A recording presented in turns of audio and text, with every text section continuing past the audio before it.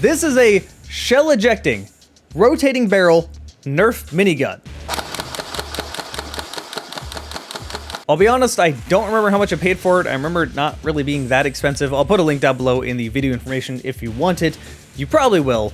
It's really cool. The entire construction is made of plastic. Let me go ahead and take this off the this tripod, which also came with the gun. So that's rather convenient. It's pretty easy to take it on and off. It's a little bit janky, but like, there you go. You just put it in there and then snaps in place and you got a tripod. Let me go ahead and set this down though. All right, here we are.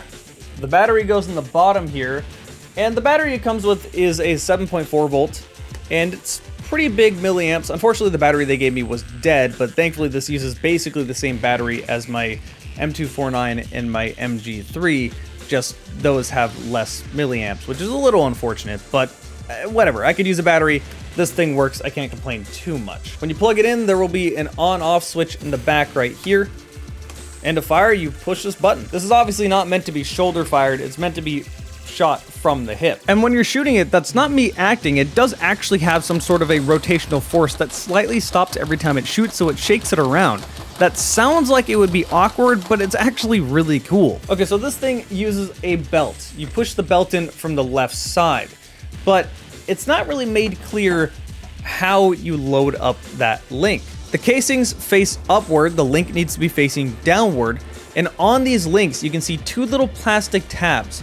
The rim of the cartridge has to be on this side or it won't work, you'll just jam up your gun. If you do this, you can shove it into the side of your gun and you're ready to fire. Really, the biggest downside for this gun is just how long it takes to load it every time you shoot it, but it's totally worth it. The build quality is pretty decent, it's all plastic, but it doesn't feel tremendously cheap or anything like that. The actual performance is not amazing. It doesn't shoot terribly hard, but let's be real, who actually cares?